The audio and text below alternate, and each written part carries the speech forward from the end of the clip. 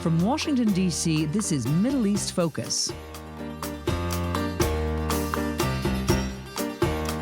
Welcome to Middle East Focus. I'm Alistair Taylor, MEI's editorial director. On April 8th, the Trump administration announced that it had designated Iran's Islamic Revolutionary Guard Corps as a foreign terrorist organization, the first time the U.S. has ever applied that label to a foreign state institution. To discuss what this means, the response in Iran, the wider regional context, and the potential implications moving forward, I'm joined by Alex Vatanka and Omar Al-Nidawi. Alex is an Iran expert and senior fellow here at MEI. Omar is a Middle East analyst focusing on Iraqi political, security, and energy affairs, the director for Iraq at strategic advisory firm Griffin Partners, and a Truman National Security Fellow. Alex, Omar, welcome to the program, and thank you for joining me today. Thank you for having us. Alex, I'd like to start with you. For listeners who might not be as familiar, can you briefly explain what the Revolutionary Guard is and the role that it plays both within Iran as well as regionally? Oh, Alistair, I would describe it as a state within a state today. 40 years ago, when the Iranian Revolution happened in 1979, the country went through a few months of anarchy. The Shah's regime collapsed pretty rapidly, and the country found itself in kind of near civil war state of affairs. And to give you a brief version of what happened, you had many different armed gangs with political agendas from the far left to the nationalists and the Islamists. And at some point during the course of 1979, the Islamists that eventually became the new ruling elite decided to collect these armed gangs into a new entity. And that is how the Islamic Revolution Guards Corps is created. Now, one final point I make about it, which is important. They have one key mission in life, if you will, and that is to protect the regime as it is. It's to fight against any political opponents who want to remove the Islamic Republic from power. That is their key mission. That's how they were established in 1979, because the clerics didn't obviously have an armed muscle to do the job. So they created the Revolutionary Guards as a way of sort of have muscle on the street level. But what has happened over the course of the last 40 years is IRGC has gone from being a small entity, if you will, to being a state within a state with a massive economic agenda and interest, with being the spearhead of Iran's adventurous foreign policy in the region, and being a very much a repressive entity when it comes to dealing with the Iranian opposition. So they are the ones who would crack down on the opposition. They're the ones who have their own prison systems and so on and so forth. So that's how I describe the Revolution Guards today. Omar, can you expand on the IRGC's role in the context of Iraq specifically? The IRGC has been one of the most powerful, if not the most powerful instrument of Iranian power projection into Iraq since 2003. And I think this has manifested itself in, let's say, three categories. Militarily and security-wise, the IRGC, especially its Quds Force, elite revolutionary part of it, under Qasem Soleimani, the general, has supported the creation and expansion of a number of militias whose loyalty lies arguably more with Iran than with Iraq. Those militias have, in the past, sought to disrupt and oppose U.S. presence in Iraq, and they have also played perhaps a more benevolent role or more positive role during the war against ISIS in 2014 after much of the Iraqi security forces collapsed, but has also been trying to translate those battlefield performances into political gains. And speaking of political, the political dimension of the IRGC is, I think, best presented in the role that the Quds Force commander, Qasem Soleimani, has played in really influencing the politics of Iraq, influencing successive government formation processes in Iraq following the 2009, 2014, and 2018 elections. So, for example, he's believed to be one of the most important driving forces behind the insistence on nominating a specific candidate who is close to Iran for the interior ministry in Iraq right now, which is a major obstacle to completing the cabinet formation. And I think there's also an economic dimension to the IRGC in Iraq, and that's by extension of the IRGC's expanding role in Iran's economy at large. And as I think is widely known, Iran is one of the most important trade partners of Iraq, with more than $12 billion in annual trade. And the Iranians are trying to push that even further going forward. So now that we've established who they are and how important they are, Alex, can you, on the announcement from Monday from the Trump administration of the fact that the IRGC would be designated as a foreign terrorist organization, an FTO, what does that actually mean, practically speaking? Frankly, I'm not sure if we know, and time will show. I mean, Omar just mentioned the entity, the Quds Force, which is the external branch of the Revolutionary Guards, which is arguably the one entity we, United States, cares most about. And they have been designated since 2007. Going forward, now that the U.S. has designated the entirety of the Revolutionary Guards, does that in any way change the ground rules, if you will? And I don't see any evidence of that. Let me give you an example. For the last 30-some years, you've had the Navy of the Revolutionary Guards sail alongside, if you will, the United States Navy in the Persian Gulf. They have, over these decades, always communicated. They don't like each other, but they have communicated as professionals do. Get out of my way and I get out of your way so we can avoid collision and so forth. Going forward, does this designation mean a United States admiral will be in breach of American sanctions if he communicates with the IRGC Navy? These are the type of practical questions that might become an issue, although I doubt it. I doubt that's going to go that far. I think basically what this designation is about is symbolism. Now, the Iranians are saying this was another gift by the Trump administration to Bibi Netanyahu in Israel just before his likely re-election that we had this week. I don't know if that's the case, but I'm looking at where this could hurt the Iranian regime in its entirety, and I'm actually struggling to come up with an answer. So I think this was a bold move. This was a historic move. The United States has never designated a part of another country's military as a terrorist entity. But the question is, has the U.S. put itself in an awkward position in the sense that once you designate an entity, do you have to now deal with the IRGC the way that you've dealt with Al-Qaeda or ISIS? Is it now a duty of the United States to target IRGC actively, hit them in the region? If that becomes the case, which I said I doubt will be what will happen, but if that became the case, then you can see this is a major escalation. The IRGC will hit back if they're hit. But as I said, I'm certainly hoping that's not where we're going to go. But that could be one way things could pan out. Omar, on Alex's point as to how this gets operationalized in a practical day-to-day way, in the case of Iraq, there are a number of occasions in which the U.S. and Iranian forces are in close proximity. Do you have any sense of how this is actually going to play out? I think I agree with Alex that there's a lot of ambiguity about how this new designation will actually translate into action.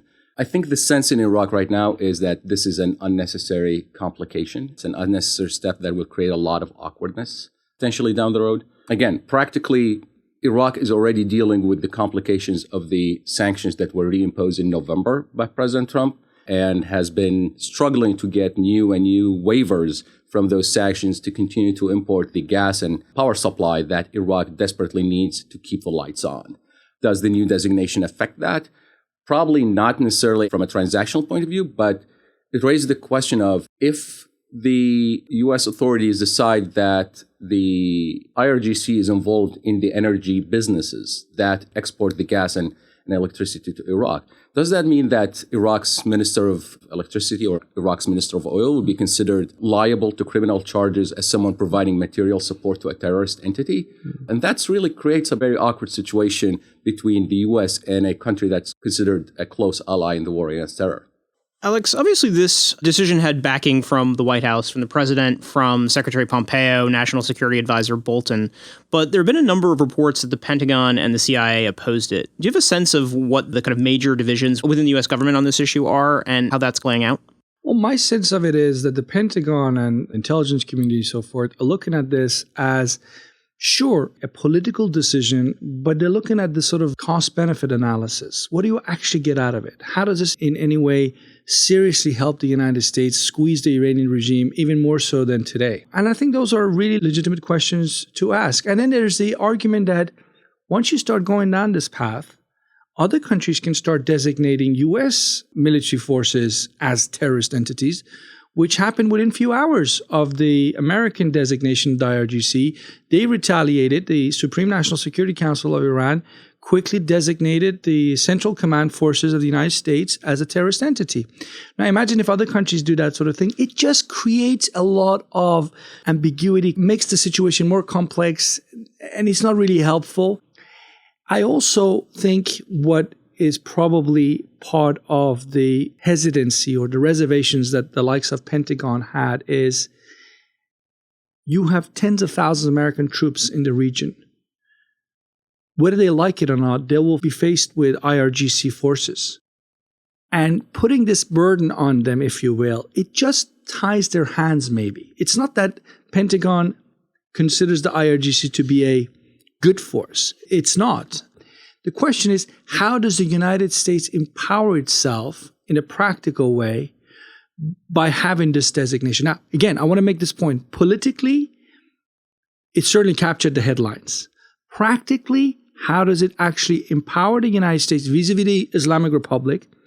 But also, does it pose a risk to U.S. interest elsewhere in the region? Omar just made a very good point about the Iraqi situation. Why should we put some allies of the United States in an awkward position like that? Because the idea that you can take IRGC out of the Iranian regime, isolated, it's just nonsensical. IRGC's every aspect of the Iranian regime has an IRGC component to it. And if you're saying to the Iraqis, to the Afghans, to the Turks and others, if you deal with Iran, make sure you don't deal with IRGC, you're asking them an impossible task. Because when you deal with Iran, there'll be an IRGC element to it. You touched on the CENTCOM terrorist designation a moment ago, but I kind of wanted to ask, what's the response in Tehran been like to this move so far? A lot of anger, which was predictable. But at the same time, let me give you a concrete example. A senior IRGC commander said this morning that we have to wait and see what the Congress's views are about this issue. So they're already hoping that there will be a schism of sorts in the United States, that not every American center of power would agree with the Trump administration's decision, which really goes to the core point of what I think you're trying to get at is, what will this mean in practical terms? Should we expect Iranian missiles to be aimed at U.S. bases in Iraq and elsewhere in the region? No. The Iranians are not going to go there. The Iranians, the last thing they want, and that includes the IRGC, put their rhetoric aside. They don't want a military confrontation with the United States. And they are clearly hoping that this is just another kind of a knee-jerk reaction, if you will, by the Trump administration. But they're hoping that there will be something different, if not normality, in 2 years' time where the Trump administration might come to an end, or in 6 years' time. They're looking to wait the Trump administration out. And I think that is fundamentally where they're at.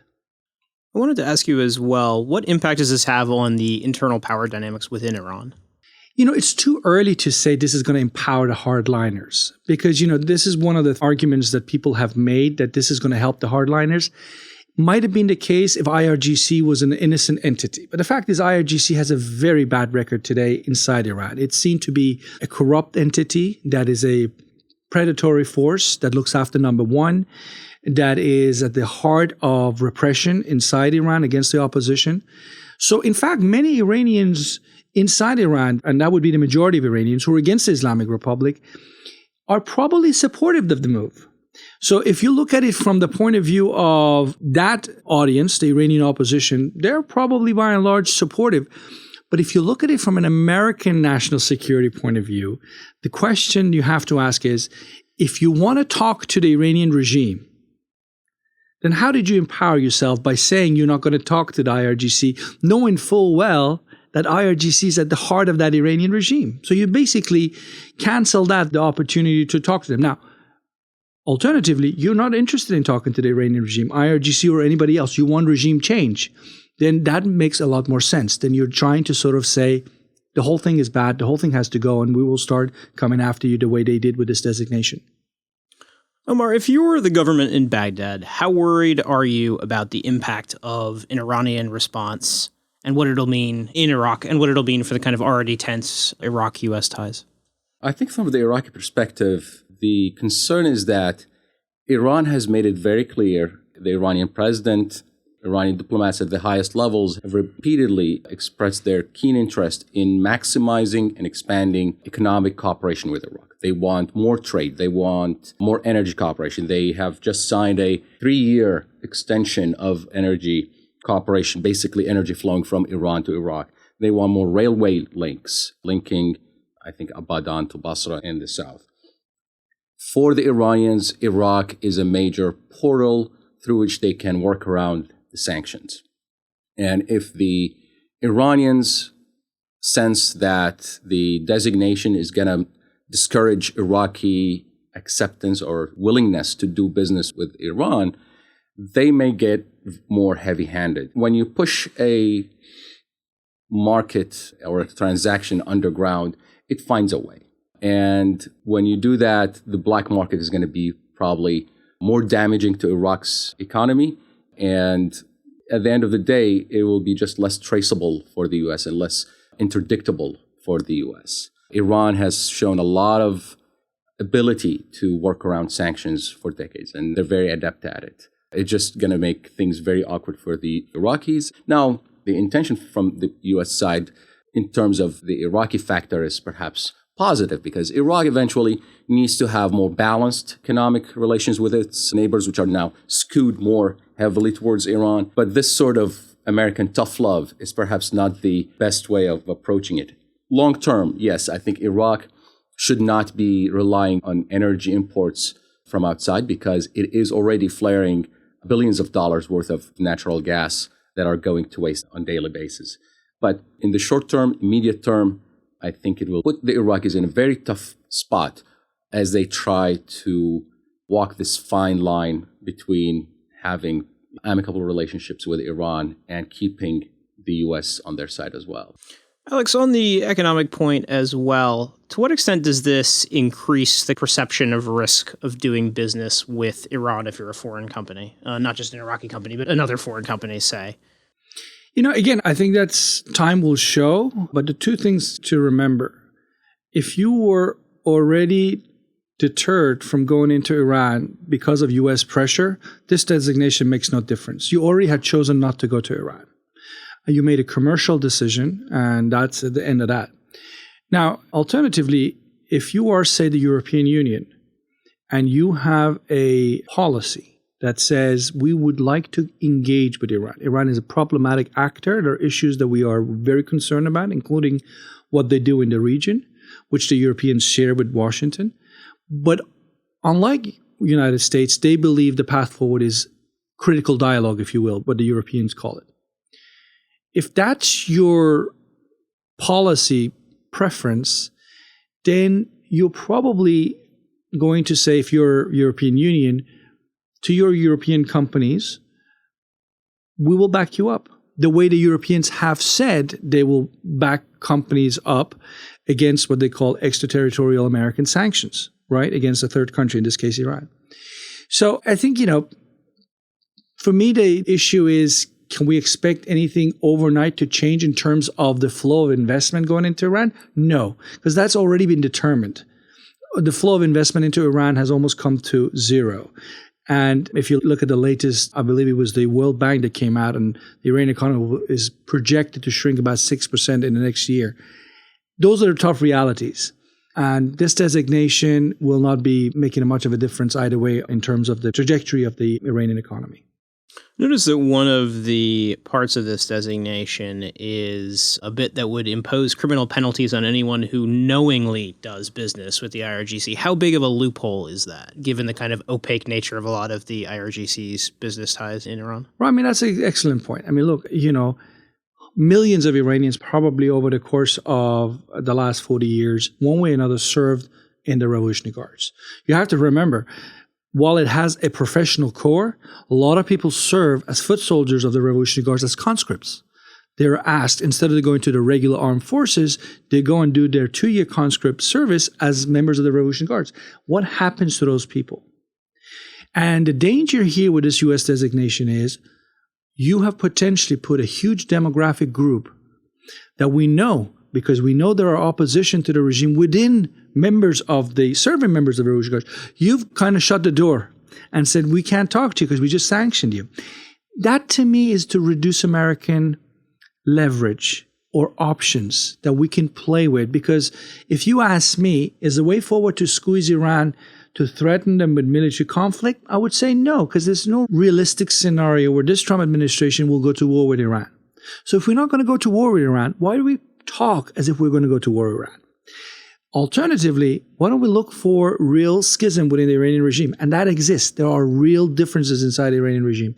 How do we sort of tap into that? How do we weaken the regime by helping some of those disagreements become even deeper and hopefully lead to a process where they rethink some of their policies in the region in places where we care about, like, Iraq, Syria, on the issue of the Arab-Israeli conflict and so forth.